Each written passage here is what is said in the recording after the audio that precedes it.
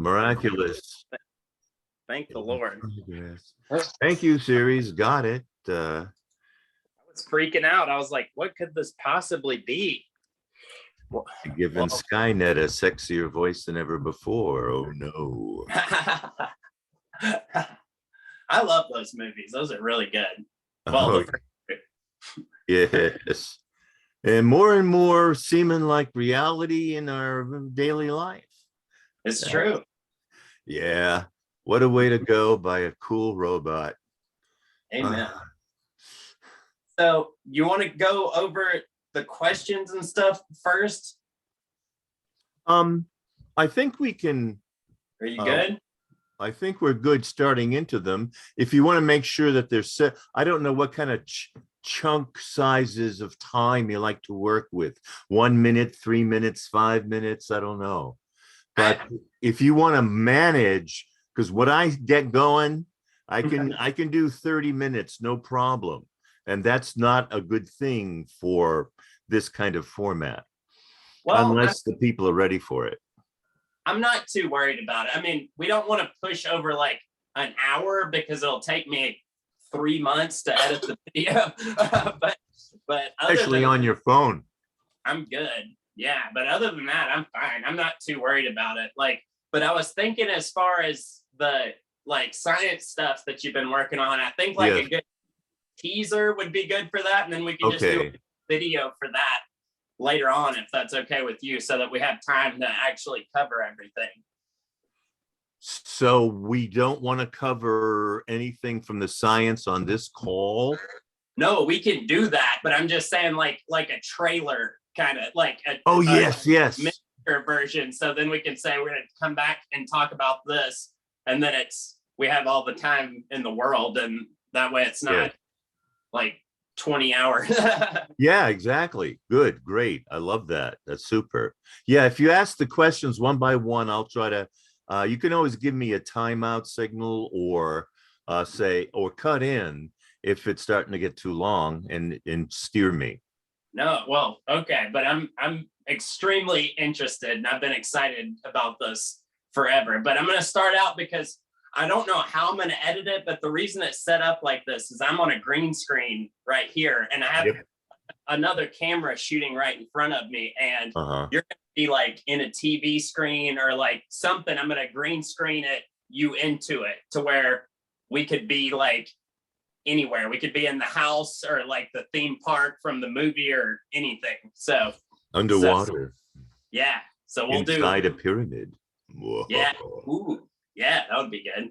But I'm just going to start, we're just going to pretend like we've never spoken and just say, hey, how you doing? Okay. Start out with, hello. Sure. Hello, Mr. Bill. How you doing?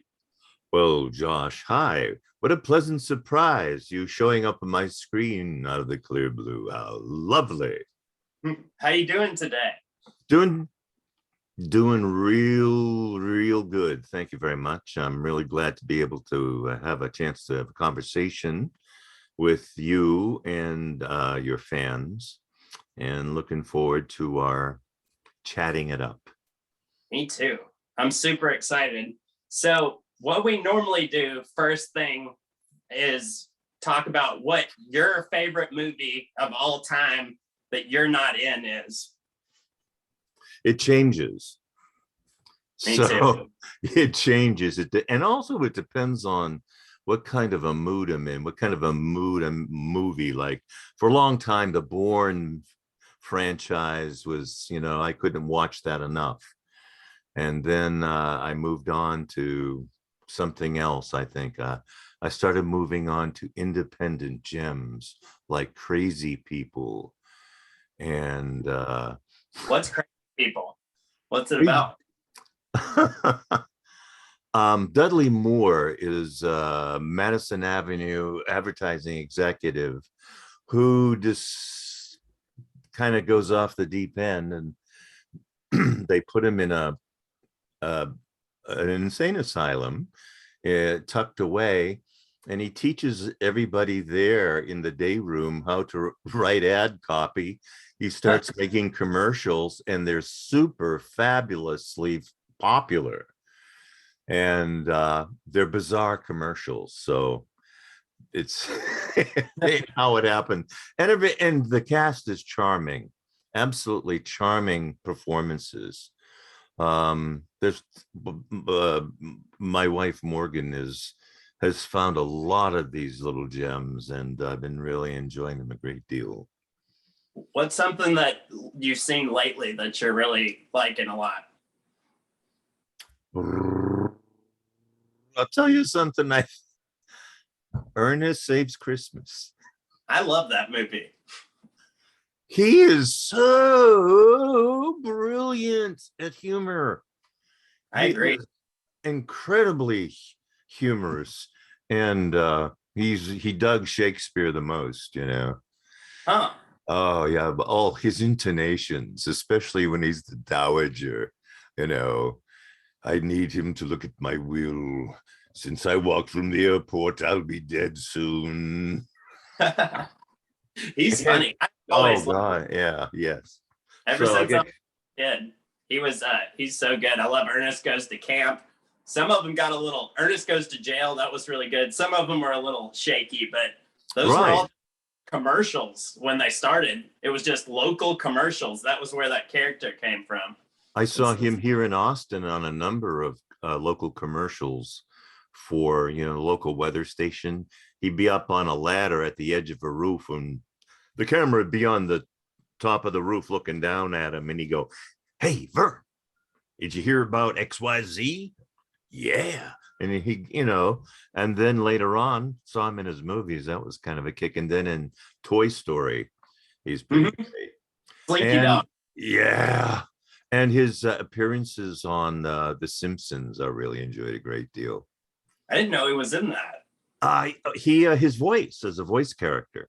Wow. Yeah, he was some kind of a mountain folk kind of guy who was just a little, or maybe he was no, he was a carnival person. Oh, So there, you know, so there's a bit of sleight of hand going on there. Uh, yeah, I mean, and on Roseanne, you know, his appearances on Roseanne. I didn't know that. Yeah, he's been around. He has a lot of friends. A lot of his friends are in his movies. They keep showing up, you know. Jed Clampett. He was Jed Clampett in that Beverly Hillbillies movie. Did you ever see that? Oh, I missed that. Yeah, because I remember Buddy Ebsen with such, you know, great fondness because he was so perfect. He did good. Jim Varney did really good in it. You would like it, I bet. It's funny. I bet I will. Yeah, he's excellent. And he has such a sense of humor. And that's one of the great things about the Beverly Hillbillies. There was good humor in there. And Buddy Ebsen did not step too heavily on it, which was a sign of a pro. Yeah, that's hard. That's hard with actors and entertainers and stuff like that. Because I do live shows and I work with people sometimes, and there's that delicate balance you always have to walk between. It's kind of like you first, no, you first. Like you always have to make sure everybody's getting along and doing good, you know? Yes, yes, that's right. Scout leader, den leader, you know, that sort of thing. Leadership. So how did you get into acting in the first place? Was that something that you had always wanted to do, or did that just kind of happen, or what happened? As a boomer, post World War II, in a hard scrabble blue collar family on the outskirts of economic collapse. The only thing I had was hope. Somehow I hoped I would get out of school before going to jail. Amen. or the grave. So I tried to scoot out, and I signed up for I asked my pals, what's an easy class? Oh, take that voice class. That's easy. I said, good.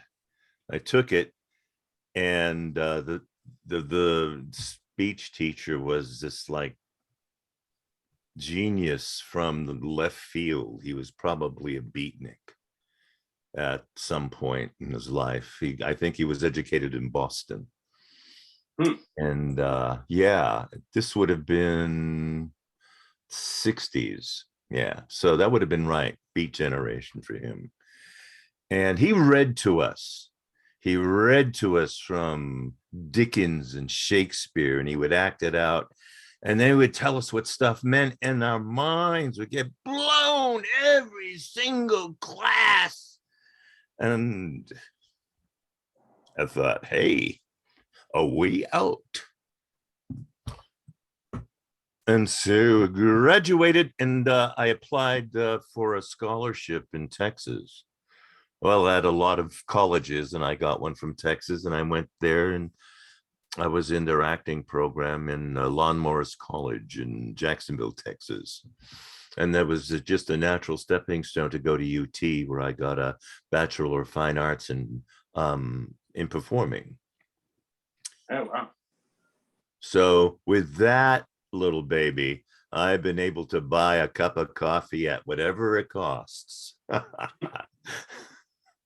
So, but it was a great experience going through to procuring that bizarre sort of documentation, which I think prepared me later, certainly for like the movies, because of my directing classes, because I started to understand how the stories were put together. And it's not always the actor, the actor just has to do their little brick in the wall part, and the director brings in, arranging the wall that the playwright brought in. Right. And they built a special wonder wall for the times that they lived in, and it's up to the director to determine what that intention was, how it applies to today, and translate that into understandable theater for the folk coming in nowadays. Right. Yeah. How did you, like, what happened to lead to you getting Leatherface? Like, how did that happen? That was a standard audition process. Really? Yeah, yeah. Um, Wait a minute. Why should that sound odd? Well, I feel like in that position, that first movie was so huge that I wasn't sure exactly how they would cast something like that, because it was just a monster movie, no pun intended. So I didn't know if like they were just gonna send stuff out like, here, we like you, we like you, we like you, or if they would just let just anybody come in, because I felt like if they did that, there would have been like, thousands of people trying to get that part, it seems like. There were thousands of people, but it was more organized. When Toby did the first movie, he was a student, and he was doing flyers tacked up in the local restaurants, kind of thing that goes on here in Austin still today. But nowadays, when he was with Canon Films, they were a full-fledged, you know, big butt, wide suspended studios. They were middling in terms of their money, and it was a $5 million budget in '86, which that's $86. That bought a lot of stuff. Yeah. So, they're able to snag Dennis.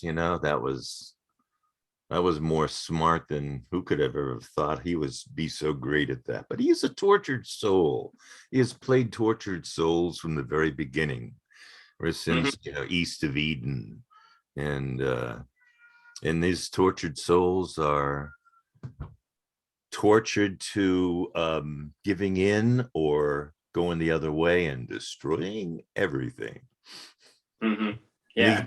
Yeah. He's a great actor. What was your audition like? What did they want you to do? Like, here, choke this guy. Yeah, really. I had not seen the film, Toby's film, until like 2 days before I went to do the audition. And Wow. I knew right away that I was going to be reading for Leatherface. Like I had been told that. And I thought, oh yeah, sure. I'm going to do that for sure. Um, and I thought there's no copying this guy. There's no jumping off from the last word he said, though, I didn't watch all of it because I was really frightening. That was a very frightening, it still is disturbing film. It's just like a psyops. It's like a horror movie on the top, and below subconsciously, it's a real horror movie. Yeah, because that can really happen. I mean, Yeah. Again. Sorry, that sounded a little too gleeful. um, so at any rate, let me just get down to it. Came in the audition room, the auditors were there. And there was no dialogue for this character. And they said, here's your action, they gave me a board about, I don't know, 18, 19 inches long, piece like a 6 by 3/4 inch. Go intimidate that actress. That's a saw. Wow. Yeah. Well, I was successful. And they said, let's go see Toby. The next one was, but they said that, yeah, we saw the playwright next, Kit Carson. We did an audition call back for him, and he went, yeah, let's take it in front of Toby. And then Toby, yeah.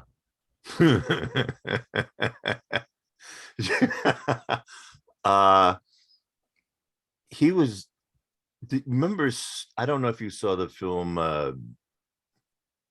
Savior of the Universe, Flash Gordon. Yes, I did a review of that movie. I love that movie.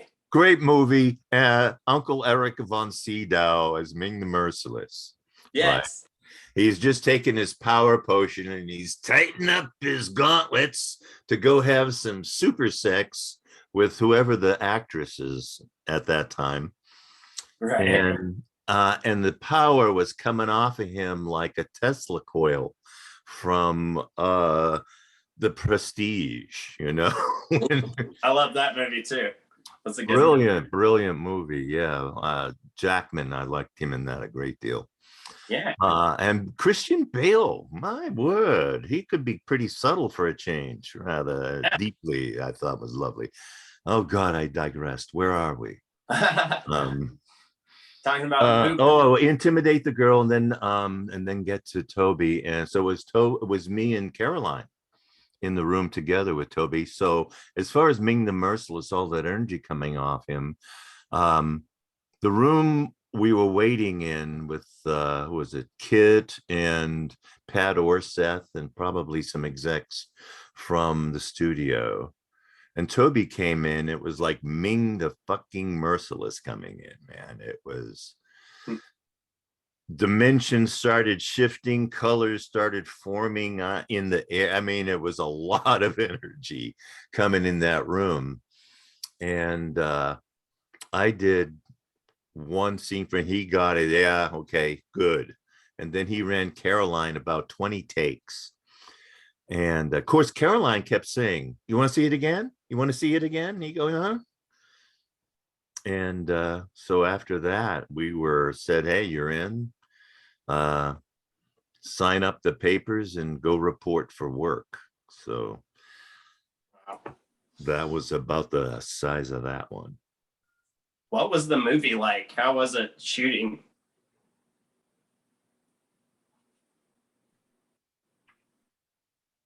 There's a lot of words to describe that are been used before in movies of this kind of circumstance. Oh, let me set it up for you. Canon Films signs contract with Toby for a 3-picture deal. One of those 3 gotta be sequel to Chainsaw 1. He didn't want to do it, and I don't blame him. You don't, Really? I'm yeah. surprised. Uh, uh, Artistically speaking, yes. Financially speaking, what is he waiting for already? This is a franchise that ought to run 9 or 10 sequels if it's handled right. Look at Freddy, the house Freddy built, etc. So, but he didn't want to do another one, and because how you gonna do another Michelangelo's David, or they could do it, but they weren't contracted necessarily. They had it in them. I really don't know the details of Michelangelo's contracts, but I would assume he would not do a 3 sculpture deal. One of them you gotta do the Pieta again. No. So yeah, that's like lightning in a bottle like that. There are so many things that have to go right for a movie to be great. So that's hard to catch. Yeah. Yes, it is. And he was able to do it twice. I think that's a testament to not luck. Mm-hmm. I would say it's if it's luck involved, he makes it. Right. And that like most of the directors, they make it, they make their fate. Like Reddington said, I make my own fate. So right. And so he put it through. He knew what he wanted. I think the reason others have not really hit the dead center of that world quite like 1 and 2 did is because it's Toby's world, and who wants to live in that? And that's essentially where the director lives while he's directing it. Right. That's what he was doing, and that's how we knew what to do.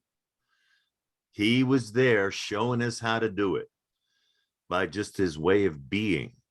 And then he would, like for Leatherface, he talked to me off camera. He would be Leatherface's thoughts, which is perfect. I mean, most actors would go, "Oh, how dare that bastard, get out of my mind, director. I'm an artist." Well, I was willing to be a super puppet because I was clueless. Well, I wasn't exactly clueless, but since there wasn't any dialogue, and that had been my mainstay for finding out what the hell was going on in the play after all those years of study. God, I'm just going on and on. I'm sorry, Josh. No, I want to know. I'm enthralled. Please do. God, I jumped out of my flow there. Bring me back. Where the hell was I? I was just asking about like what it was like actually during filming, like on set. Like, what was your experience like with that? The pressure was on. 2 films had been done, Life Force and Invaders. I think it was Return to Invaders from Mars as a redo. About those. Excuse me. And then the last film to be done would be this one, the Chainsaw 2. And here was the ticking time bomb. Canon had signed contracts with movie theaters that the film would be presented on X date. Oh no. Yes, the horror, the absolute horror. And Toby had been 20 weeks over on the previous movie. Uh-oh. That's hard. That's like he did 2 extra movies more in time. Because usually like around 10 weeks,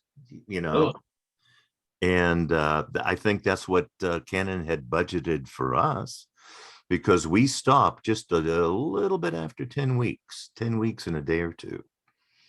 They just pulled the plug, stopped it on the 4th of July. So there was pressure. Oh, baby, there was pressure because the penalties were going to be so bad for the producing company, which you can't blame them. They had taken the chance, so they kept putting pressure on Toby. they try to fire him twice. That's stupid. It takes me off.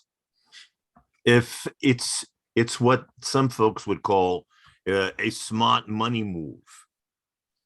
Yeah, well, it's not smart to mess with the guy that could make you like millions and millions of dollars. Like, he's already proven himself. Like, let the guy work, you know? Takes me off. Ugh. Toby was sort of, I think, in the eyes of anyone. I mean, think of it like a casino. Mm-hmm. Rules change.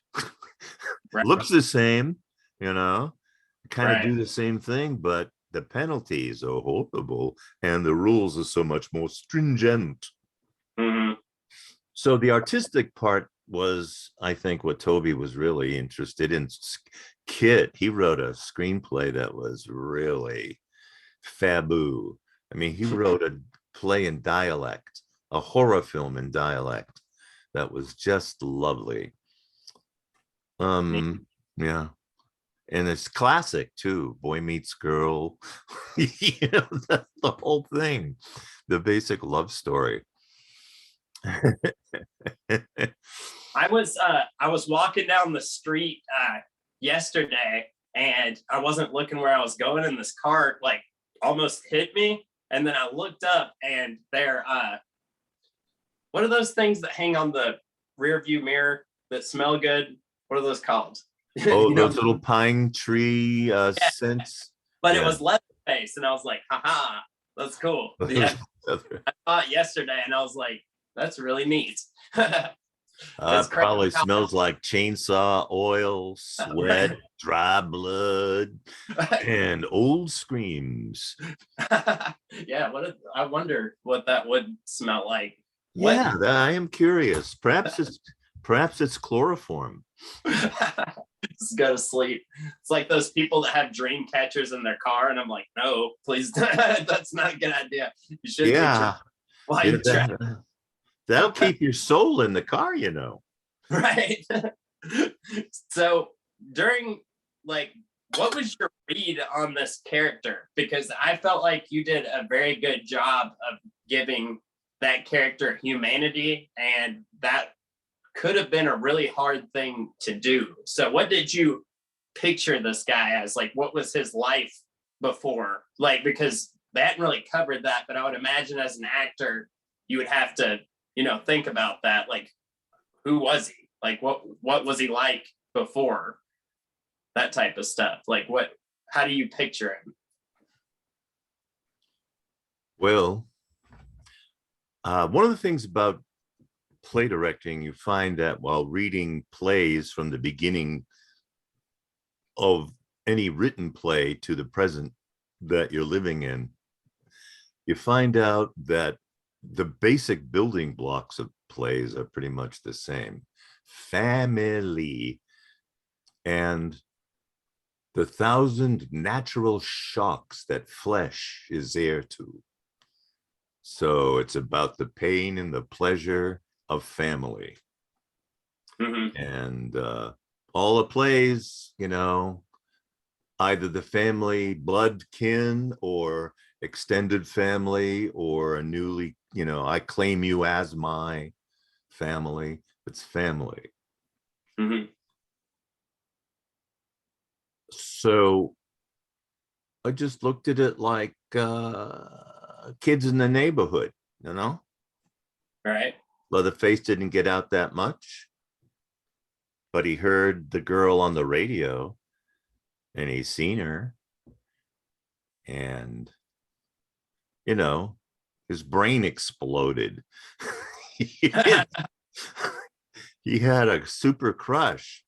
And so the overall structure, to jump to that up a level, is the story of the Hunchback of Notre Dame. Oh. Yeah, the bell ringer being, you know, and this one was particularly from a film I'd seen by Charles Laughton playing the Hunchback. And About when was that? Was that like back in the day, like a long time ago? oh, that movie? Yeah, that was probably like the time of Dickens, something like that. Oh, wow. Okay. Yeah. Uh, because yeah, that would be about right. He was hanging out in the bells of Notre Dame in Paris.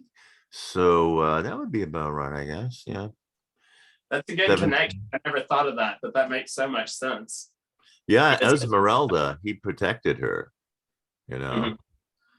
and he did not, I mean, Bubba did not physically hurt her, uh, but he did betray her. You know, he was on the he was stuck.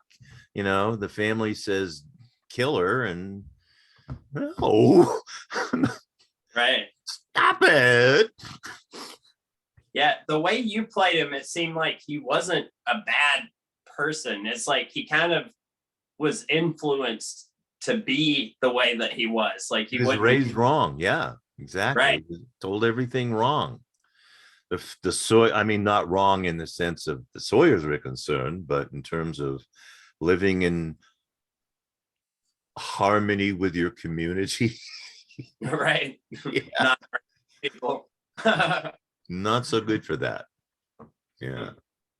That's really interesting. What was it like working with Dennis Hopper? Dennis, Dennis,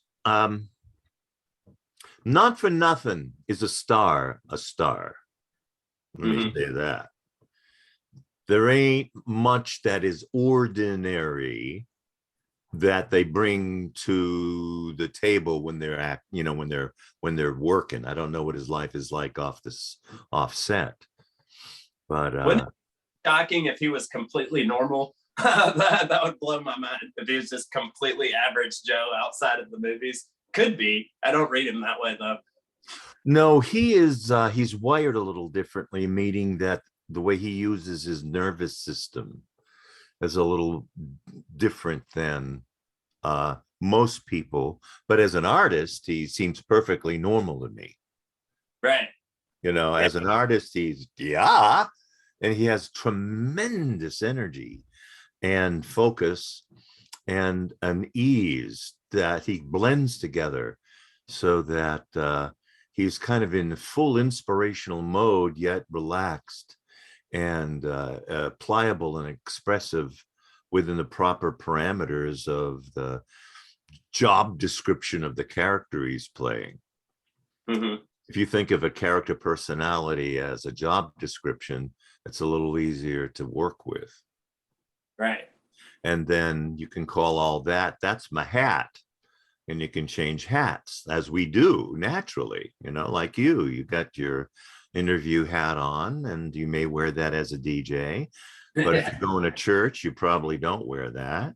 I mean, if you're a church going type in places where men aren't allowed to wear hat wear inside, Right. and or yeah, any kind of building, etc. So yeah, hats and job descriptions.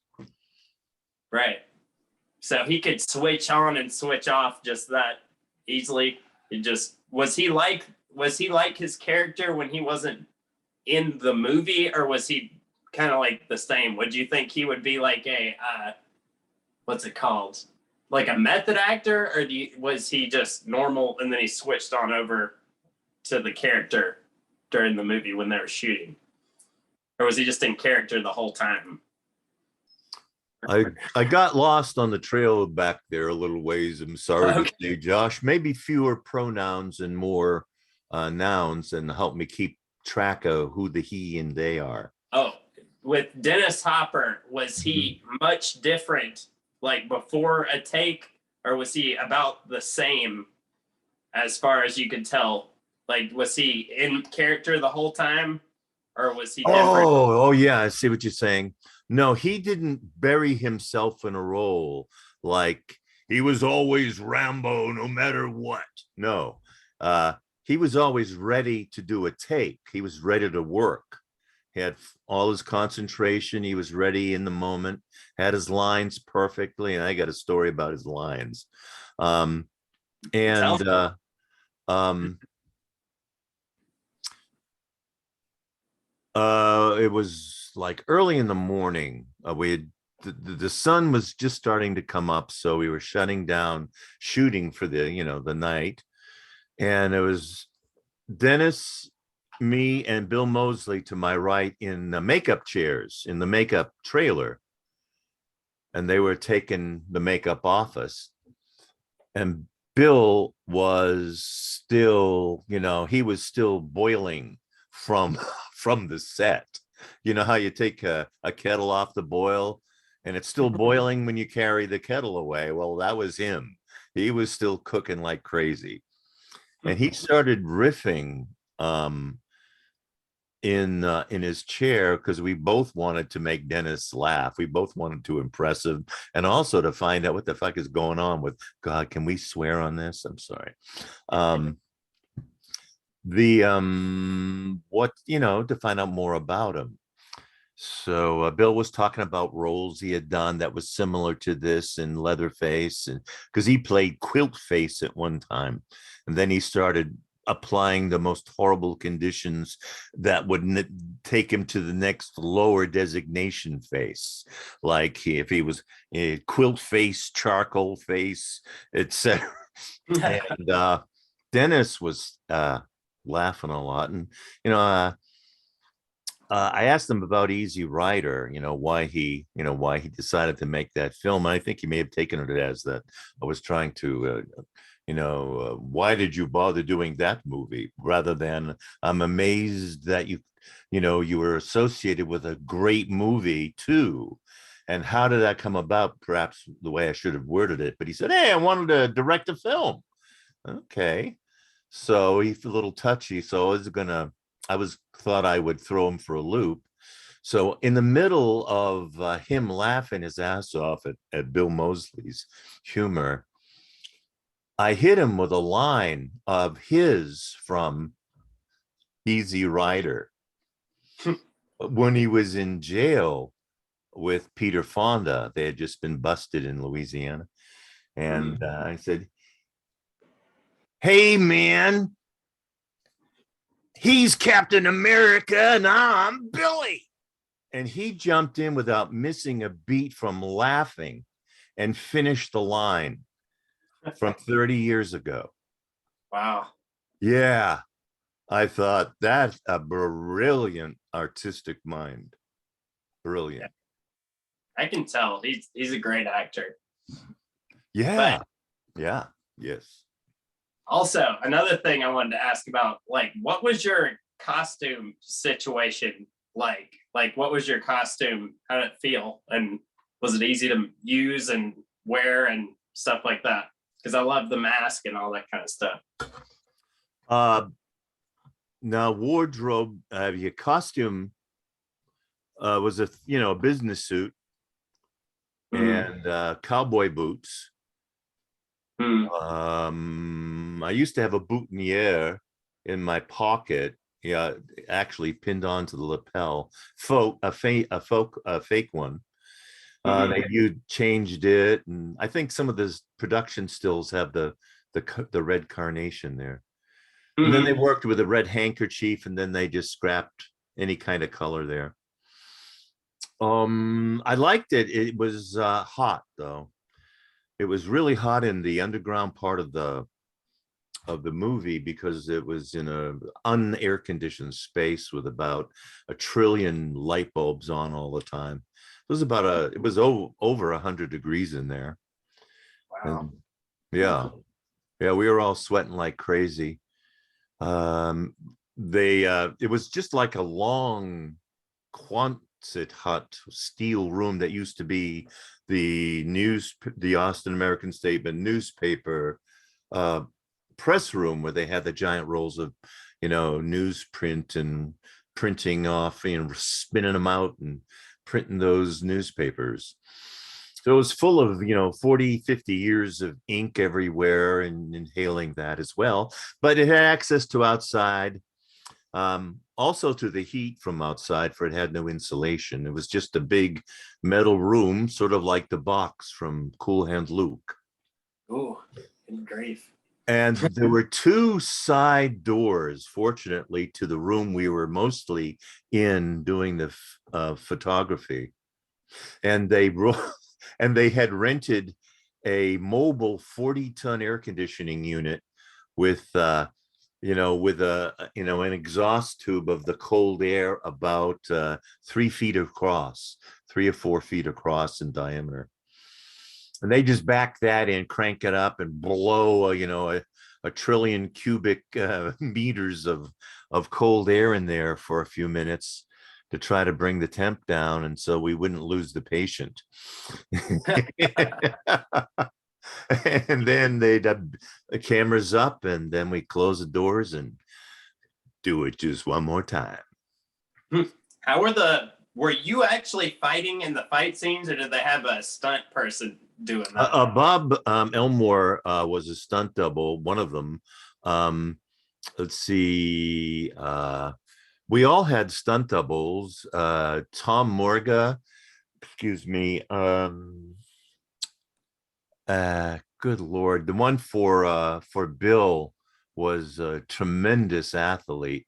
His name will come to me in a minute. I have it in there, but it's not kind of showing itself yet.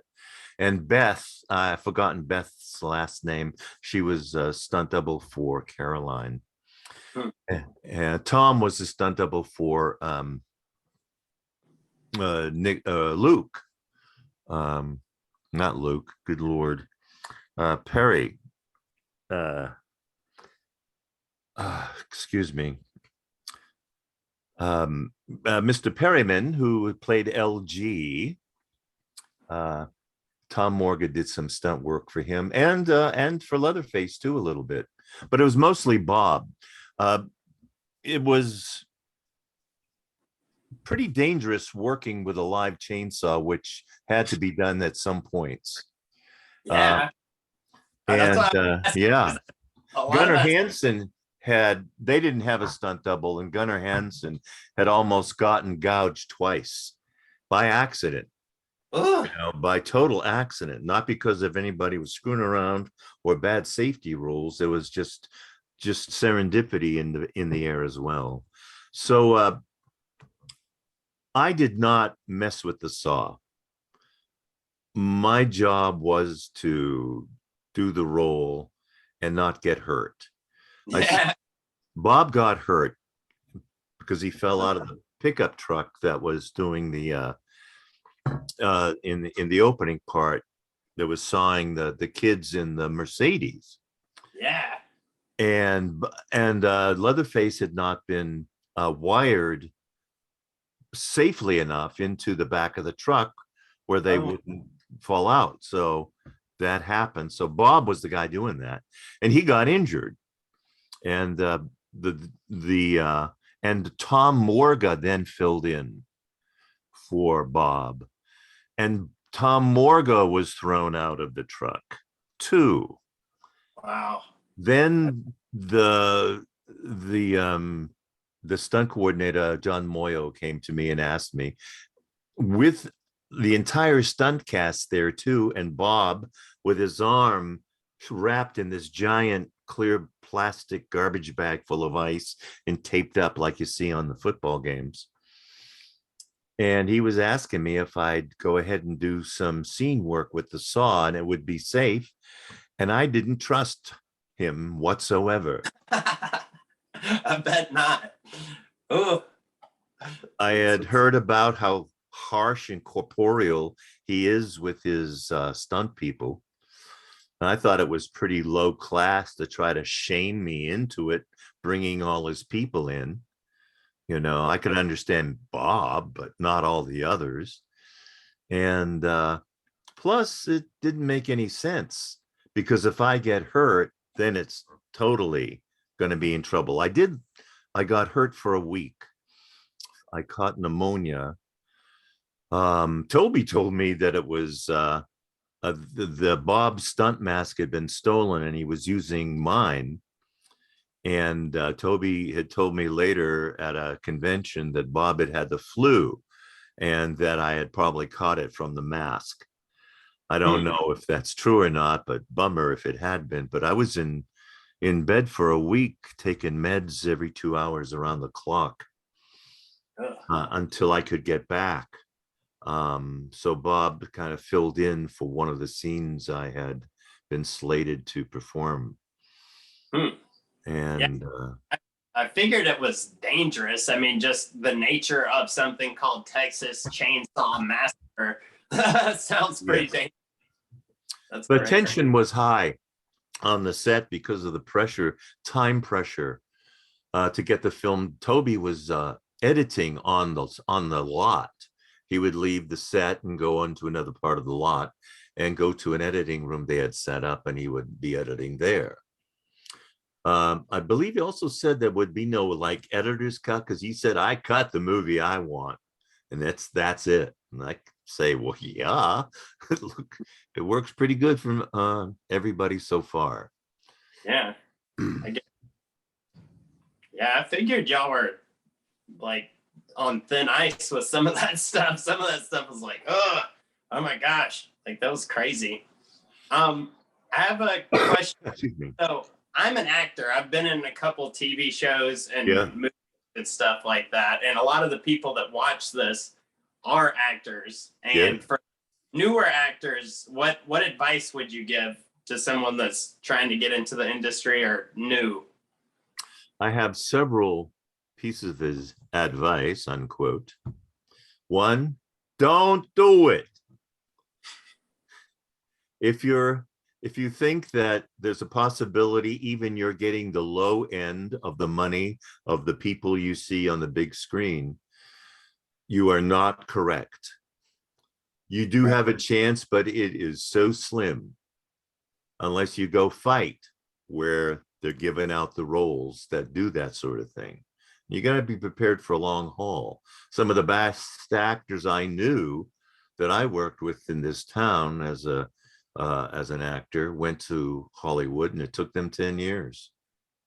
Wow. 10 years, and they didn't achieve really what you would call stardom, but strong character credits and reputations, like Bruce McGill. You see him a lot, and some other folks have become very more successful in television, in TV series, etc. Quite a few. So it's Valerie Mahaffey and Northern Exposure. She was, and so yeah, just infinity everywhere. So I need to stop myself from going on and on. We got off the show, the movie. No, I mean that's important, because like I'm working hard in the industry, and I know a lot of people would like to know what you have to say about that type of stuff. So other than don't do it, if you're going to do it, think of it this way. Think of it as business as well as art. Put the business in a very important part of your consciousness that does things to make it happen, because the business people are, so you got to at least keep up with them. Then the other part is, there's no telling how things will go. I would say open a long haul IRA, like a Roth IRA. You just put money into it, and you leave it alone until you feel you're ready to retire. And lo and behold, you'll have something nice, Right. And you contribute to it while you still have the extra energy in your life to do that. Back then, when it's accumulated and, feeling strong and ready to take care of you in your later years, where the energy isn't as extra as it used to be, you'd be real glad of that move you made 10, 12, 15, 20 years ago. I put in some money 30 years, and the other 30, it had grown 400%. Oh, wow. Yeah. Yeah. A lot No of mutual fund. Real good one. Sorry. A lot of actors that I know and people that are artistic, it seems like money is not their best subject. That's why I mention it. Right. Good. You're in it for the art, because the way you get your experience, other than paying cash for it at school or some kind of school, you have to pay the dues of doing stuff for free. Mm. And that has its place, but there's a belief by filmmakers that you can always not pay an actor because they love it so much, you know. Yeah. But they have to pay their crew. They damn well better pay their crew because they won't be there. Right. Yeah, it's not fair. No, that's why, SAG came alive. And if you're an actor, learn how to negotiate. Mm-hmm. Seriously.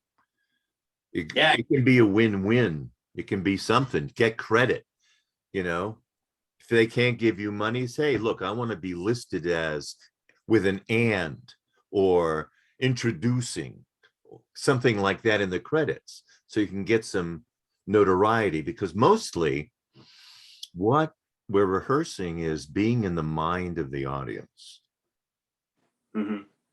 And that if you rehearse with that idea, you will find, I believe, that you will end up talking to more people in your audience, no matter who or where they are.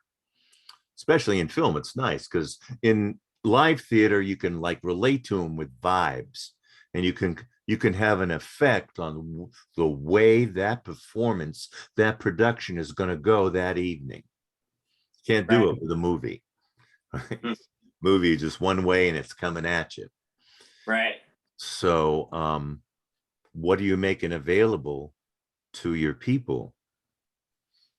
And it's something kinesthetic, something Mm-hmm. in like something inside someone who's sitting in your chair. Yeah. Right. And Mm-hmm. wherever you just located, that's where you want to keep coming to and expanding from there and exploring that. Theater, I believe, has been a device for humanity to go through the stages of being alive over and over again, uh, to survive, develop, and transform consciousness in order to move to whatever the next change is. Right. Yeah. And how do we stop going wrong? Because it sure seems easy to go wrong. Well, let's Right. let's record it. Let's act it out. Let's see. All right, Mm-hmm. you over there, you watch us. You watch and listen. We're going to do just what we did when we went wrong. We can't remember. And you tell us what, I mean, that's kind of it, right? You work Right. with your community and you expand your consciousness and include everyone. And out of that, something wonderful happens.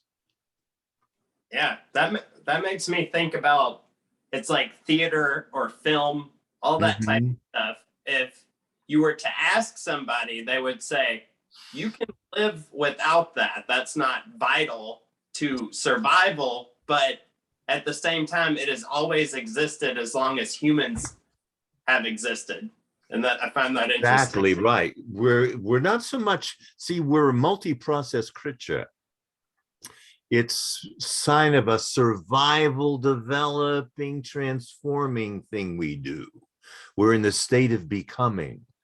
And at that time, we are also surviving, we are developing, and we are hopefully transforming the way we think or move or behave, such that we can achieve what Maslow may call self-actualization, Right. which I think is not so much being alone, but it's realizing that your community and you are closer than you thought possible and more important than you ever considered. Right. I Yeah. mean, what's the gene pool up to? What is that gene pool up to? If it were a character, how would you define its job description? Hmm. Hey, isn't that interesting? It And is. we're in the middle of it, man. It's us. All of that led to right here, right now. Right now and right on Amen. into out of the present into the immediate future. Mm-hmm. And what are we going to do with that? That leads Yeah. that leads directly into the next and last question I have. What have you been up to lately? Thank you for your question. Um,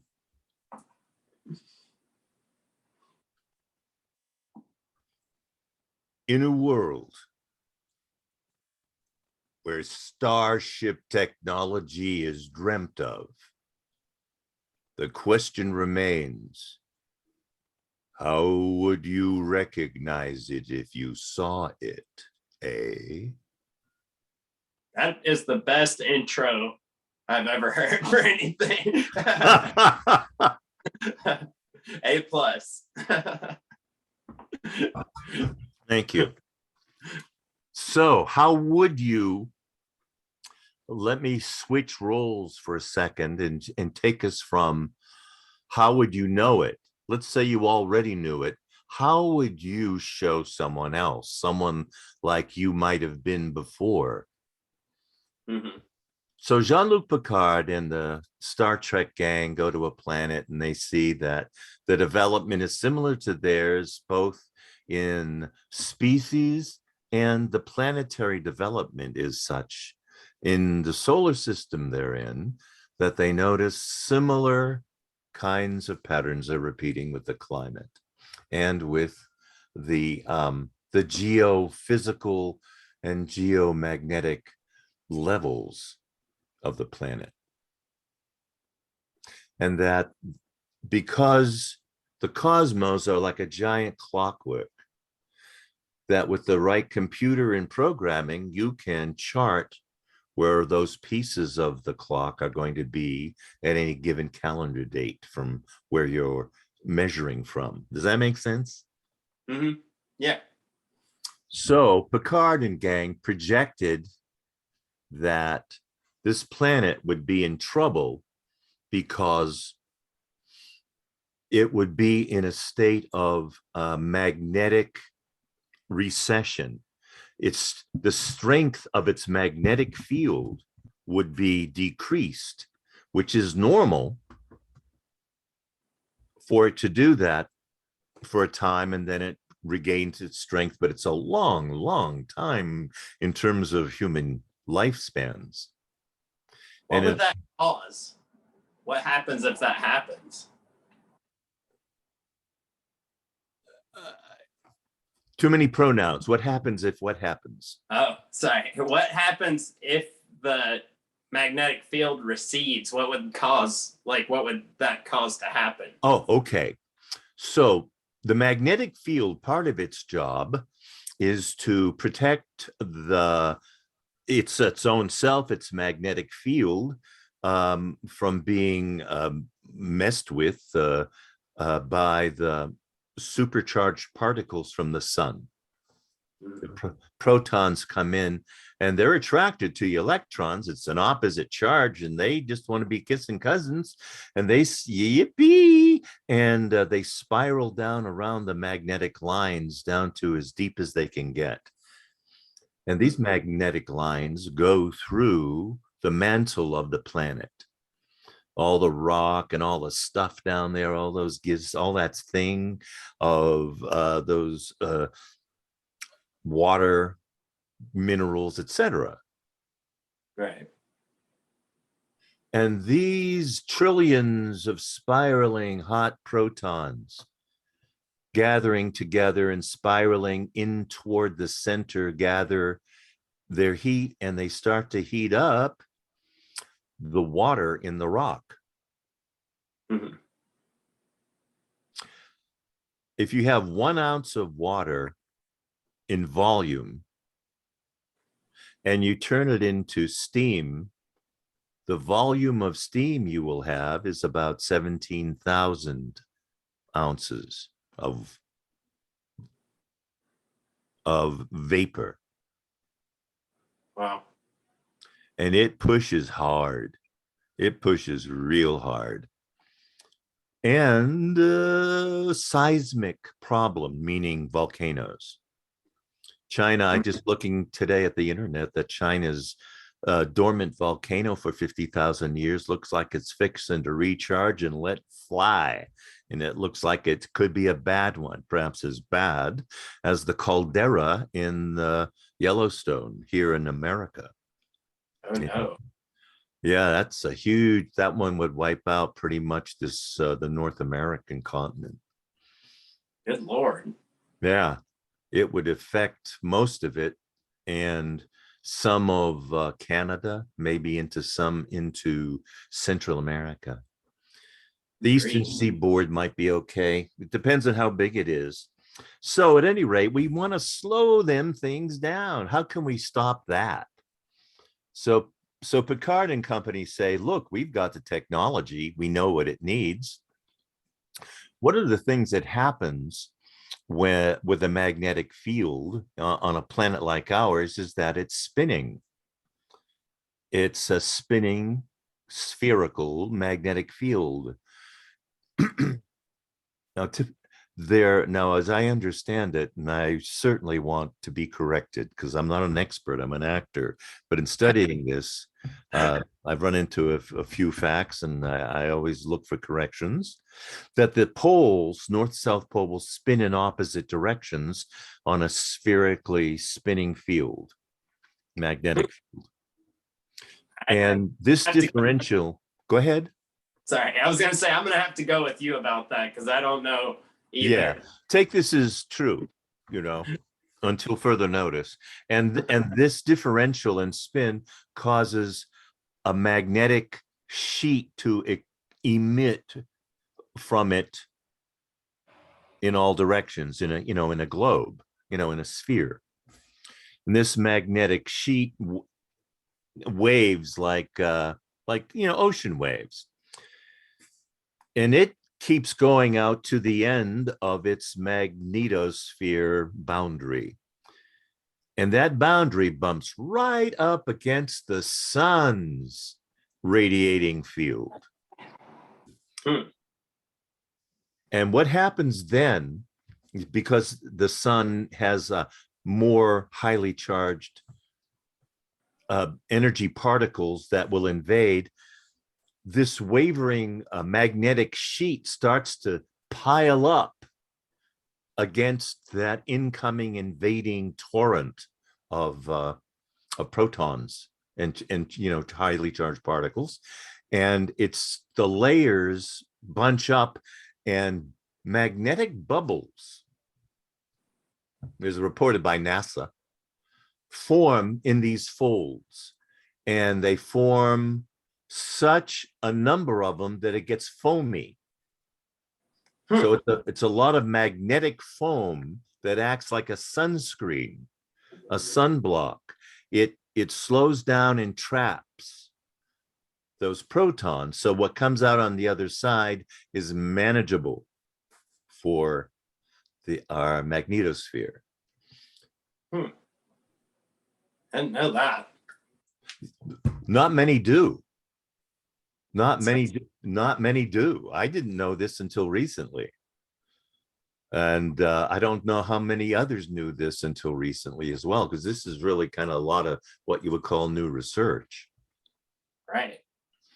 So Picard says, well, what they need is some help there, because their Tesla strength of their magnetosphere will be down and will not be producing enough of the foam they need. Let's put down a foam machine for them. Let's make one. So they make a foam machine. And it's made to be automatic and run on natural resources of the planet. And as long as those natural resources stay in place, this machinery will continue to automatically run. Oh, Eh, well, that's Yeah, that's cool. And then one of the members say, Scotty says, or whoever the engineer, but when these people are ready to understand the machinery, sir, the resources will be gone. What are we going to do? Excuse me, sorry. Picard responds, well, let's make it easy for them to figure it out. So if you're Picard and your crew, how would you go about making a machine to do some work that it does do, did do, stop doing, can do again if the resources are added?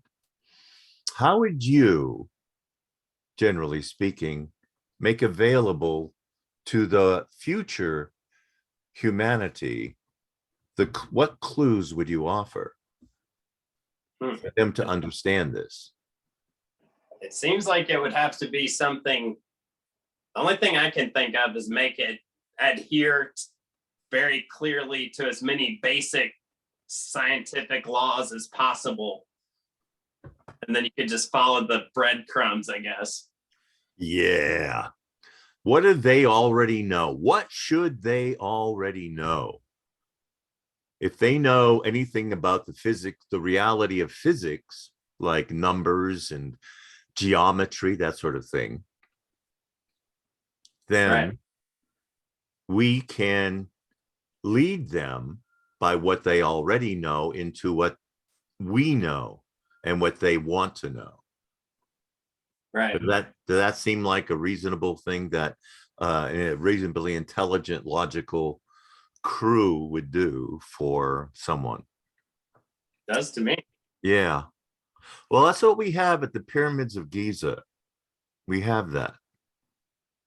Hmm. And what do you think that they're doing? Like, or what? Yeah.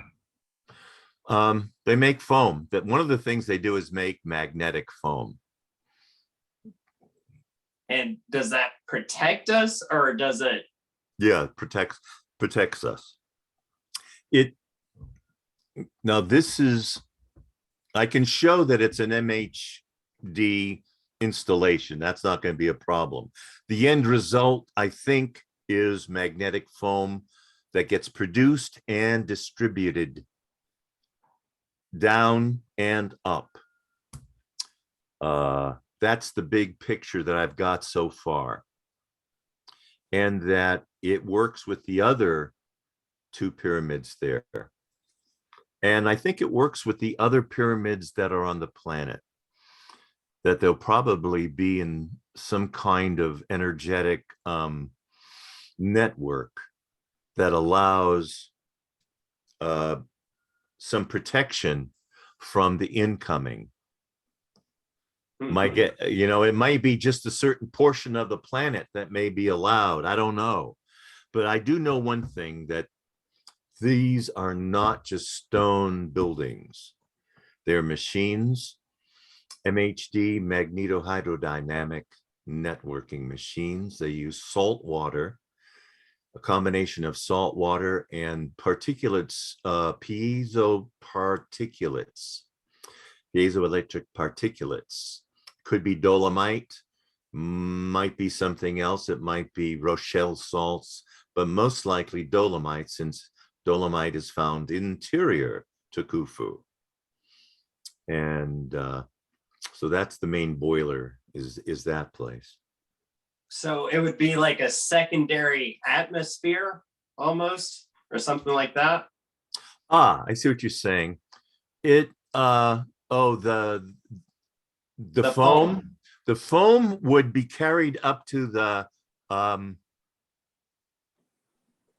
magnetosphere in the in the outer layer, which is called the ionosphere. The ionosphere is like thunderstorms going on up there a lot. Mm-hmm. A lot of electrical activity, and it's come from the because the sun is the one that promotes the electricity, the magnetism and the electricity.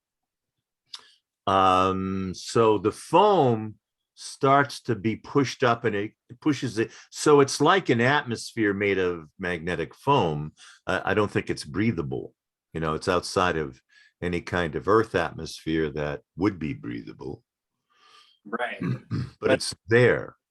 but it's like the canopy that kind of protects us. Yes, the canopy, exactly. The sun does the same thing with the galaxy's energy. The galaxy has really filthy, dirty wavelength energy coming in at it that's super hot from all the explosions and, crazy black hole energies going on. And the sun puts out some of its own foam against the galaxy invading it. Seems like an invasion. I just want to absorb you and become bigger and better. That's all. You're good at that. So I'm thinking, so back to, so I'm only talking science. I only dealt with science. I'm not inventing anything. I'm reverse engineering. And people who can afford it, and I'm thinking Elon Musk would probably like this because he could probably, I would think, get to Mars 50% faster than he knows already because Starship level technology built the pyramids, at least Starship level, interstellar, from one star to another. And that's what Elon wants. Getting to Mars was sort of a placeholder. The only thing that really kind of matters is being able to get from one star system to a next. Right. Yeah, you And need to with yeah, him. He's your guy. He seems like a creative and guy that is willing to try new things. So he's able to do it where others, in a way others cannot, because he has the command of enough funds and enough resources for one. He doesn't need a committee pretty much to go, I want to do this. He just does it. We need that kind of speed. The biggest gift from, I'm going to call them star friends who built the stuff, is that we're going to need international cooperation to get this going. There's just no other way around it. Because even if we can fix up the planet and stop it from, exploding in lava and bad weather, we're still going to have to get along somehow and not kill each other. And international cooperation could go a long way toward that, is my thinking. And why not? nice. Yeah, to not kill each other. That'd be good. Yeah, I mean, there are, and how do we do it? Perhaps,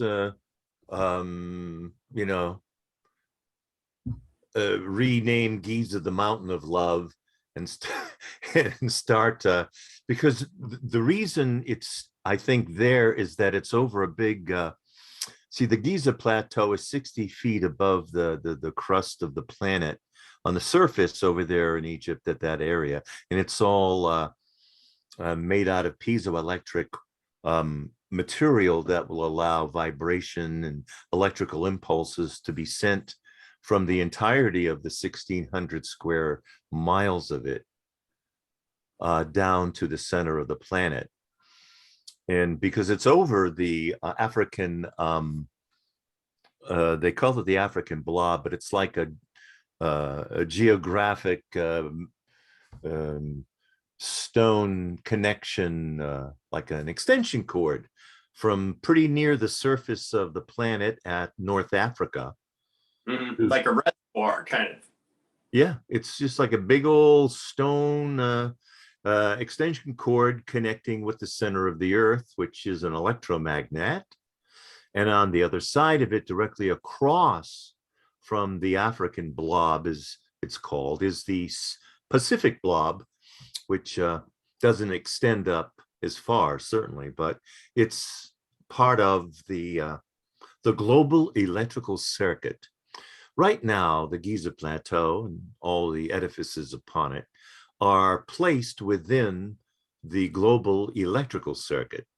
Once that apparatus is activated, it will tie in, electrically speaking, to the global electrical circuit and probably act like some sort of a intravenous, putting plasma up into the patient's skin from sunburn. You know, it's very similar to getting really bad sunburn, and get some plasma up there in the form of magnetic foam and buy us some time to get along, cooperate. Now, if I'm not mistaken, who Star Friends put this together, if it indeed is Starship level technology, which I believe it is, then my guess is how they put that edifice together, how they move objects through space-time.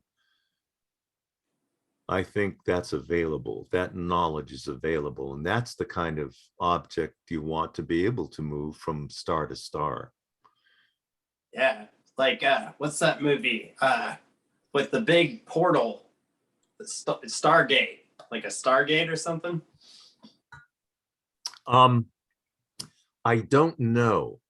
My thought is, since this structure of Giza is electromagnetic, I'm thinking they're masters of the electromagnetic spectrum, and that they have found a way to manipulate magnetic fields and electrical fields together such that they can harness, let's say, the magnetic fields of the planet and create within it an avenue, an electromagnetic avenue that they can travel down, using the rest of the magnetic fields available to support it.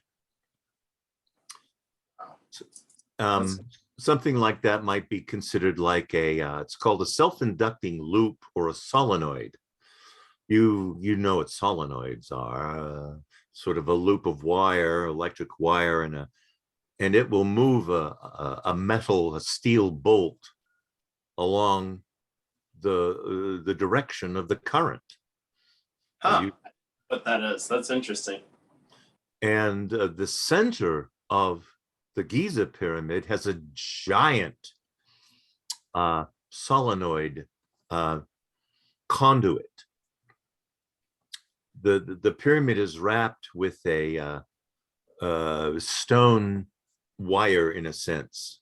It looks like a ramp, a big ramp, but it's built and has the de facto purpose of, or can be, as a like a wire that runs electricity up through it.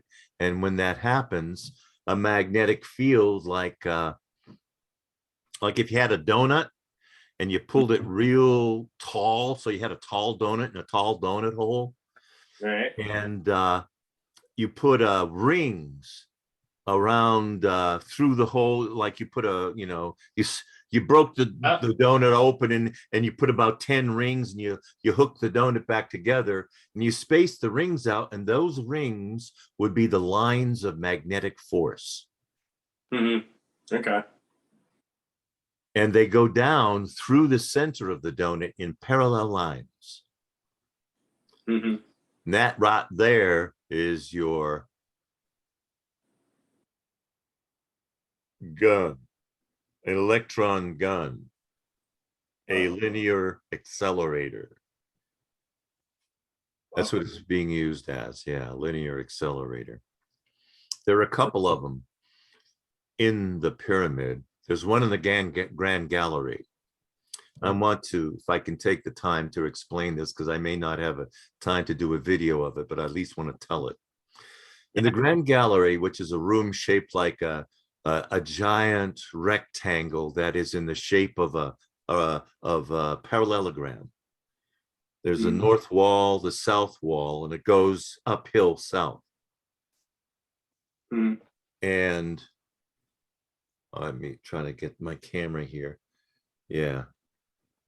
So wall, and so there's a steam vent from downstairs that pushes up against the north wall, and then along the top of the ceiling, it hits the south wall and condenses and runs down the south wall and runs down the floor and goes north and runs back to the reservoir of water that's down in the subterranean chamber.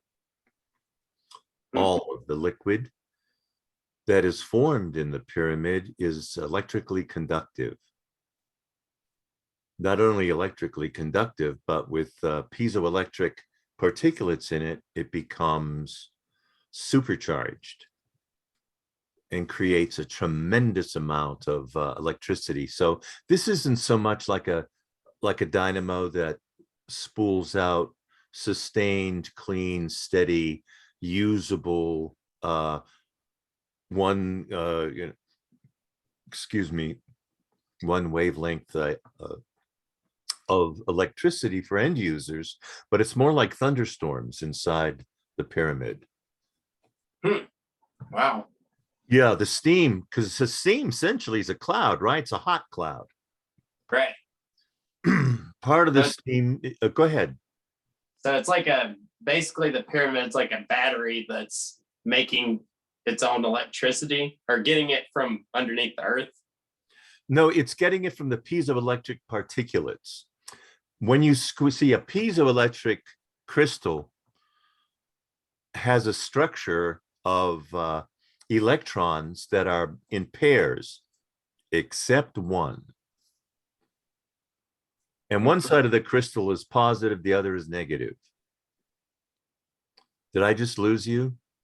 My battery said my battery was dying. No, I'm here. One side is positive, one is negative, and it has one dangling electron.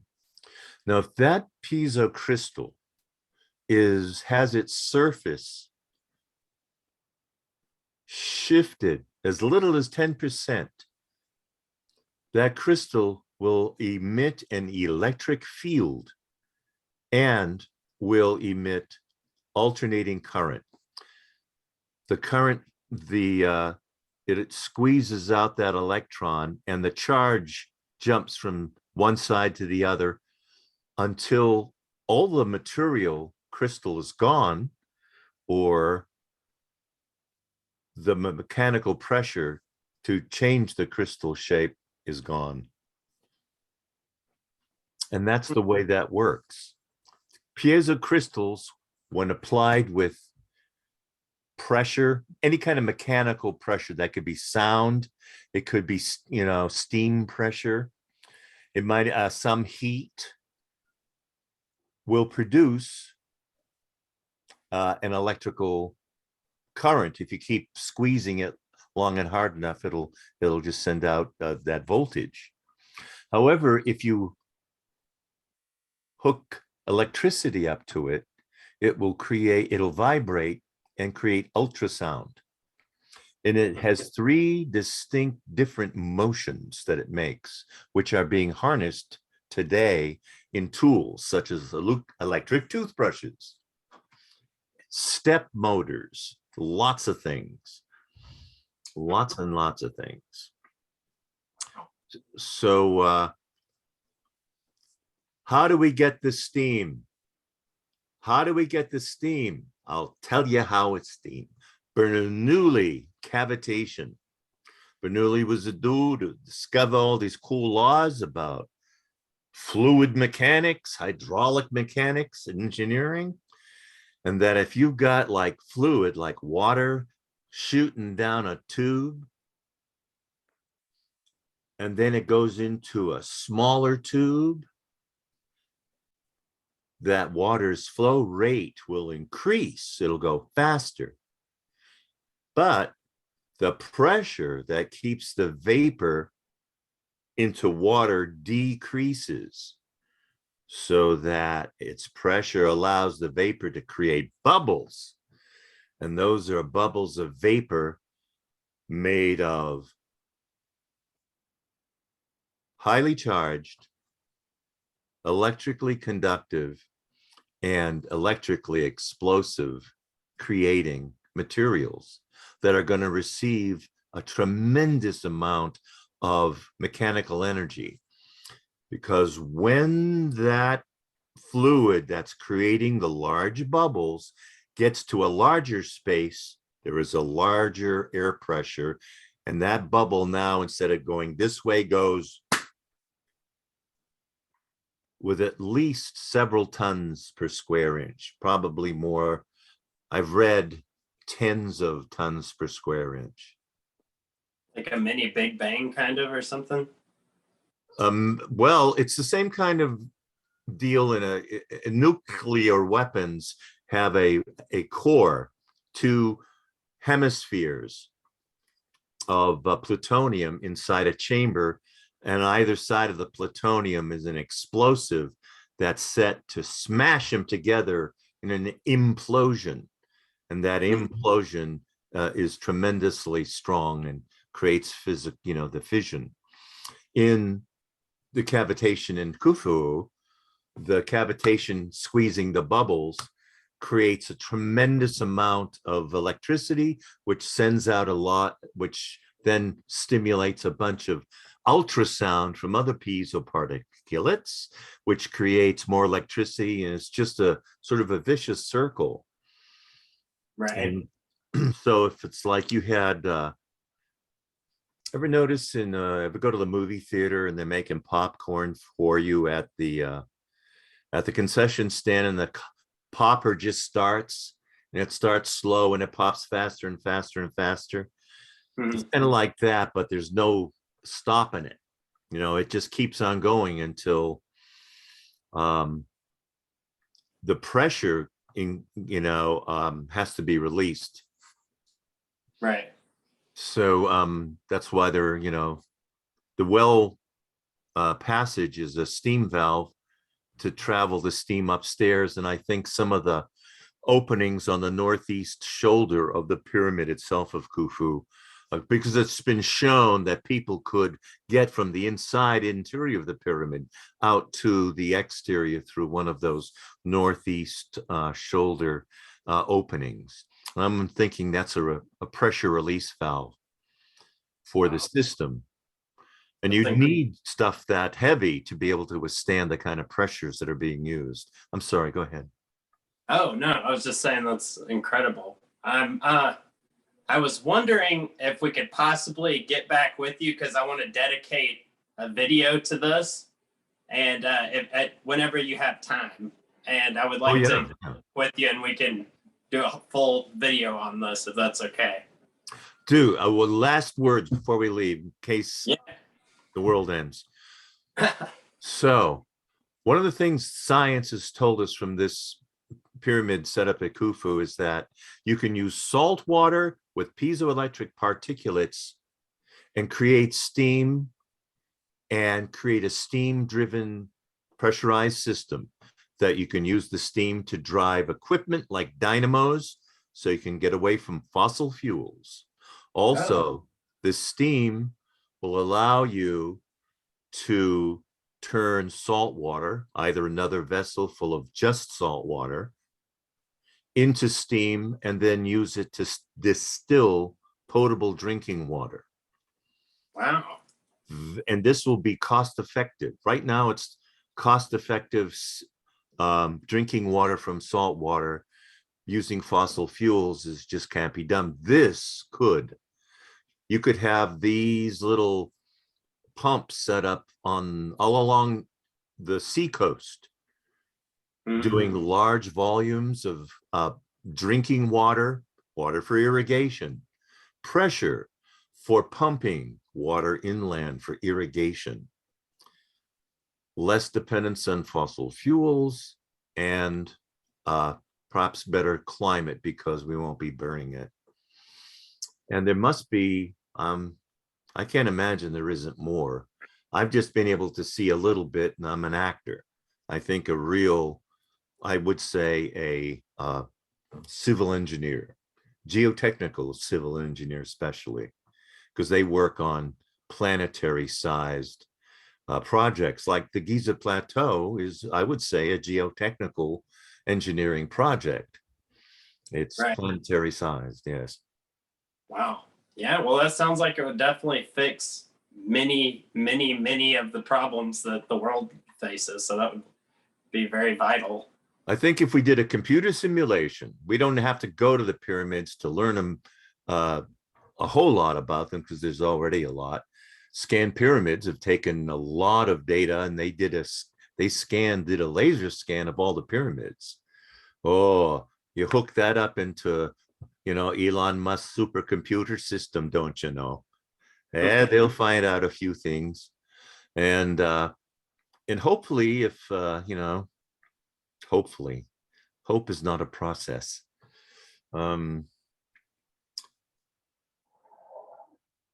I just have faith in the resilience of human carry. Me too. We've made it this far. Yeah, others have said that and been unfortunately shortly cut off. I think we can, yeah, of course, that ain't us so far. So let's see what we can do about this. I think we can do something good. I agree. We need to get off planet when we need to be able to protect ourselves from the horrors of the galaxy in terms of the bad things that could kill us. And we can't be the first interstellar race, but so what? The thing that really counts is what's there on the plateau. What can we do with it? That's the only focus right now, I think. So let's talk about it more, please. And please, I would love that. And I'm so thankful that you could do this with me. Like, I look up to you a lot, and it's been very, very interesting to talk to you, and I appreciate it. Oh, thank you. I also have a great appreciation being able to communicate with you and to the world in general. Please publish this. I can go to my grave knowing that it got out to the world. I could, because I will feel much better when somebody who can do something about this knows, and then it'll be up to them, Yeah. My job is to get it out there. Well, you did a good job, and it was very interesting, and it was a pleasure speaking with you today. Thanks, Josh. Same here. We'll talk to you in the near future. Yes, sir. Have a good day. I'll talk to you soon. Okay. Bye-bye. See you, buddy.